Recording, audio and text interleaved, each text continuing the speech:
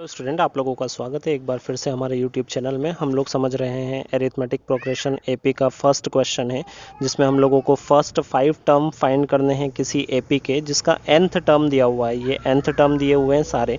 ये क्वेश्चन हमने already previous lecture में समझ लिए हैं, आज हम लोग इससे स्टार्ट कर रहे हैं। तो चलिए बढ़ते हैं हमारे क्वेश्चन की ओर। देखिए ये क्वेश्चन दिया हुआ है n is equal to n minus two upon में टू। इसमें कुछ भी आप लोगों को नहीं करना है, आपको इतना समझ याद रखना है कि जहाँ जहाँ n दिखे वहाँ पे फर्स्ट टर्म के लिए 1 n के प्लेस पे, सेकंड टर्म के लिए n के प्लेस पे 2 रखना है। ऐसे ही आगे भी बढ़ते रहना है। तो देखिए फर्स्ट टर्म फाइंड कर रहे हैं तो n की वैल्यू कितनी हो जाएगी 1। तो a as it is subscript में है फर्स्ट, तो as it is equals to, यहाँ पे 1 दिया हुआ है तो मैंने ये लिखा 1। उसके बाद ब्रैकेट है तो ब्रैकेट, फिर n है तो 1, फिर माइनस है तो माइनस, और 2 है, ब्रैकेट क्लोज है, इसके बाद में 2। इसको सिंप्लीफाई करना है बस, और कुछ भी नहीं करना है आपको। देखिए 1 माइनस 2, मतलब यहाँ से डिफरेंस कितना आएगा 1, और बड़ा नंबर कौन सा है 2, इसका साइन क्या है माइनस, इसलिए माइनस अपॉन में कितना 2। तो जो फर्स्ट टर्म है हमारे एपी का वो आ जाएगा, इसका और इसका अब क्या हो जाएगा मल्टीप्लाई हो जाएगा। ये इंटीजर है एक्चुअली, इसका और इसका सब्ट्रैक्शन नहीं होगा, ये याद रखें, क्योंकि यहाँ पे ब्रैकेट लगा हुआ है। और ये 1 नहीं है, ये -1 है, -1 है। जो इंटीजर आप लोग पढ़ते हैं जिसमें नंबर पॉजिटिव भी होते हैं नेगेटिव भी, तो ये पॉजिटिव नंबर और ये नेगेटिव नंबर का मल्टीप्लाई होगा। तो हमारा आंसर कितना बनेगा यहाँ पे -2। ये प्लस और माइनस माइनस और अपॉन में 2। अगर हम लोग बात करें सेकंड टर्म की, तो सेकंड टर्म के लिए n इक्वल्स टू कितना प्लेस करेंगे हम लोग 2। तो देखिए एपी में a as it is subscript में कितना आ जाएगा 2, फिर यहाँ पे इक्वल का साइन, फिर n है तो n के प्लेस पे 2, ब्रैकेट लगा है तो ब्रैकेट, फिर अंदर ब्रैकेट में n है तो n के प्लेस पे क्या रखा 2 रखा, फिर माइनस और फिर 2, और अपॉन में कितना आ जाएगा जो भी वैल्यू हो वो एज इट इज। देखिए 2 माइनस 2 कितना होता है 0, ये न्यूमरेटर पूरा 0 हो गया, तो ये 0 हो गया तो ये पूरा भी क्या हो जाएगा 0, मतलब सेकंड टर्म कितना आ गया 0। अब हम लोग बढ़ते हैं थर्ड टर्म की ओर। तो थर्ड टर्म के लिए हम लोगों को क्या करना पड़ेगा, थर्ड टर्म के लिए n इक्वल्स टू कितना रखना पड़ेगा 3 रखना पड़ेगा। ये हो जाएगा a as it is, n के प्लेस पे कितना रखा हमने 3, इक्वल्स टू फिर से 3 जहाँ जहाँ n था मैंने वहाँ पे क्या रख दिया है 3 रख दिया है, -2 और अपॉन में कितना आ जाएगा 2 आ जाएगा। इसको सिंप्लीफाई कर लें। देखें 3 एज इट इज, यहाँ पे लिख देता हूँ 3, यहाँ पे 3 माइनस 2 करेंगे तो कितना आ जाएगा ब्रैकेट में 1 आ जाएगा, अपॉन में 2। इसका और इसका क्या हो रहा है मल्टीप्लाई हो रहा है, तो 3 1s 3 हो जाएगा और अपॉन में 2। ये हमारा क्या आ गया थर्ड टर्म आ गया। फोर्थ टर्म के लिए भी इसी तरीके से आप n की जगह पे क्या रख दें 4 रख दें, तो ये हो जाएगा a4 इक्वल्स टू, n है तो n के प्लेस पे 4, फिर ब्रैकेट, फिर ब्रैकेट के अंदर n है तो 4 -2 और अपॉन में कितना आ जाएगा 2 आ जाएगा। ये हो जाएगा a4 4 एज इट इज, 2 -2 कितना होगा 2 हो जाएगा, ब्रैकेट लगा दें आप, अपॉन में 2, 4 2 ज़ा 8 और अपॉन में 2। ये सिंप्लीफाई कर सकते हैं, 2 से कैंसिल हो जाएगा तो आंसर कितना आ जाएगा 4 आ जाएगा। इसी तरीके से a5 अगर हम लोग निकालेंगे तो देखिए यहाँ पे 5 आएगा, यहाँ पे भी 5 आएगा, मतलब इस तरीके से 5 ब्रैकेट में फिर से 5, क्योंकि n की जगह जो था वो हम 5 रख रहे हैं, 5 एज इट इज ब्रैकेट में 5 -2 कितना हो जाएगा 3 अपॉन में 2। तो ये हो जाएगा a5 इक्वल्स टू 5 3 ज़ा 15 और अपॉन में 2 आ गया। इस तरीके से ये हमारा फर्स्ट टर्म, ये हमारा सेकंड टर्म, ये थर्ड टर्म, ये फोर्थ टर्म और ये फिफ्थ टर्म। तो यहाँ पे आंसर में आप लोग लिख दें आंसर द सीरीज या AP, first 5 term of AP क्या हो जाएंगे -1/2, 0, थर्ड टर्म है हमारा 3/2 जो आया है वो लिखना है, फोर्थ टर्म है 4, एंड फिफ्थ टर्म कितना हो गया 15/2। तो ये इस तरीके से स्टार्ट करते हैं। सॉल्यूशन के लिए हमको यहाँ पे फाइंड करने हैं फर्स्ट 5 टर्म। तो फर्स्ट टर्म की अगर हम लोग बात करें तो n के प्लेस पे कितना रख दें हम लोग 1 रख दें। तो देखिए इक्वेशन जो है उसमें जहाँ जहाँ आपको n दिख रहा है, एक तो यहाँ पे है, एक यहाँ पावर में है और यहाँ पे भी पावर में है, तो यहाँ पे आप क्या सब्सटीट्यूट कर दें 1, यहाँ पे भी मैंने रखा 1, फिर 2 एज इट इज़ और उसकी पावर कितनी रख दी 1।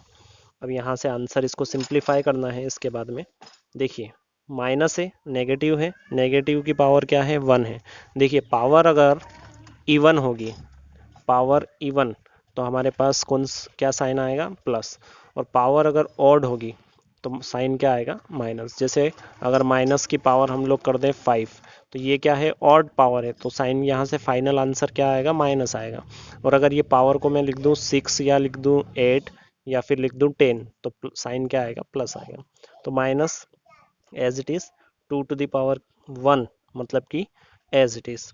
फिर अगला अगर हम लोग सेकंड टर्म निकालें तो सेकंड के लिए हमको क्या करना पड़ेगा, n की वैल्यू कितनी रखना पड़ेगी 2, तो ये हो जाएगा a बेस में कितना आ जाएगा 2 क्योंकि n है इसलिए, फिर इक्वल, फिर माई ब्रैकेट -1 एज इट इज, फिर दिखा हमको n, तो n के प्लेस पे आपको क्या सब्सटीट्यूट करना है 2 क्योंकि सेकंड टर्म रख रहे हैं। अगर थर्ड टर्म फाइंड कर रहे होते तो 3 रखते, फोर्थ टर्म फाइंड कर रहे होते तो 4 रखते।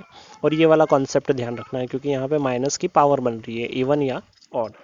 फिर ये मैंने लिया 2, इसकी पावर कितनी हो जाएगी 2। अब इसको सिंप्लीफाई कर लें, देखिए माइनस है उसकी पावर अगर 2 टाइम्स होगी मतलब माइनस मल्टीप्लाई माइनस, तो ये फाइनल आंसर क्या बन जाएगा प्लस बन जाएगा। तो ये हो जाएगा 1, उसमें मल्टीप्लाई करेंगे 2 to the power 2 मतलब कि 2 मल्टीप्लाई 2, डायरेक्ट भी लिख सकते हैं 4, ये हो गया 2 2 4, 4 2 4 1 4, तो a2 की पावर वैल्यू कितनी आ गई 4 आ गई। ये सेकंड टर्म आ गया। इस तरीके से अगर हम लोग थर्ड टर्म फाइंड करेंगे तो थर्ड टर्म के लिए n की वैल्यू कितनी रखेंगे 3 रखेंगे, तो 3 वैल्यू रखेंगे तो यहाँ पे आ जाएगा, देखें आप a3। अब मैं थोड़ा सा जल्दी समझा देता हूँ आपको, n के प्लेस पे 3 और 2 की पावर भी कितनी हो जाएगी 3। जहाँ n दिख रहा है वहाँ पे रखना है और जो बना है नया उसको आप लोगों को सॉल्व करना है, बस इतना काम है इसमें। माइनस की पावर 3 मतलब माइनस मल्टीप्लाई माइनस, तो माइनस माइनस मल्टीप्लाई होके क्या बन जाएंगे प्लस बन जाएंगे, प्लस और माइनस का मल्टीप्लाई होगा तो फाइनल आंसर क्या आ जाएगा माइनस आ जाएगा। तो ये बना माइनस, और 2 to the power 3 मतलब 2 कितने टाइम्स मल्टीप्लाई होगा 3 टाइम्स, 2 2 4, 4 2 8, यहाँ से आ गया आंसर 8। ये हमारा थर्ड टर्म आ गया। इसी तरीके से हम लोग फाइंड कर सकते हैं फोर्थ टर्म। तो फोर्थ टर्म क्या आएगा, a4 की वैल्यू आएगी पहली बात तो कि पॉजिटिव, क्योंकि माइनस की पावर कितनी बनेगी 4, 4 मतलब कि इवन, इवन जब भी पावर होगी माइनस की तो आंसर जो है पॉजिटिव आएगा। ऑड होगी तो क्या होगी माइनस आएगी, क्योंकि उसके अलावा और उसमें कुछ है नहीं।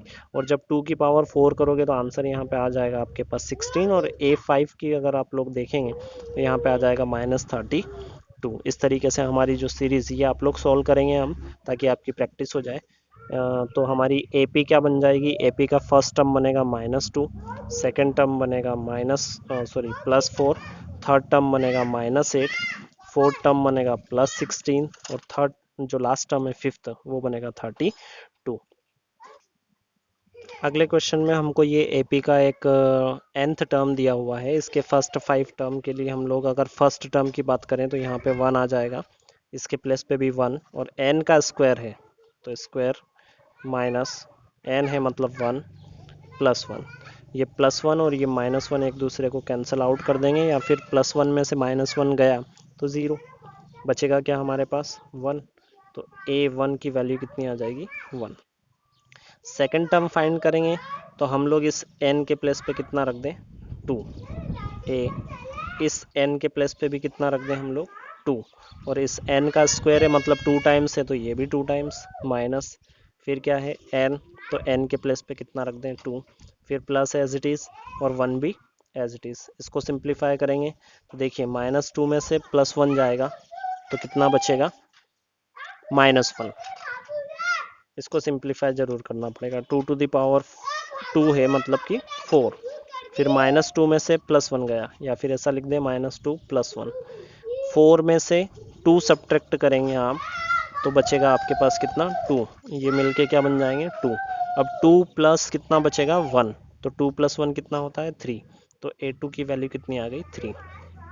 इसी तरीके से आप फाइंड कर सकते हैं a3, आपको यहाँ पे 3 रखना है, यहाँ 3 रखना है। a4 के लिए 4 यहाँ पे, इसका स्क्वायर करें, इसको सब्ट्रैक्ट करें और इसको ऐड कर दें, आंसर आ जाएगा। तो स्टूडेंट्स, अगर आप लोगों को ये मेथड या जिस तरीके से मैं पढ़ा रहा हूँ अगर अच्छा लग रहा है तो हमारे चैनल को सब्सक्राइब करें, वीडियो को लाइक भी करें, और अगर किसी टाइप की हेल्प चाहिए तो आप कमेंट में मेंशन कर सकते हैं अगर कुछ डाउट भी हो तो। चैनल की प्लेलिस्ट ज़रूर देखें, आपको बहुत सारे वीडियोस मिल जाएंगे साइंस से रिलेटेड, इंग्लिश, हिंदी, तो ज़रूर देखें। धन्यवाद।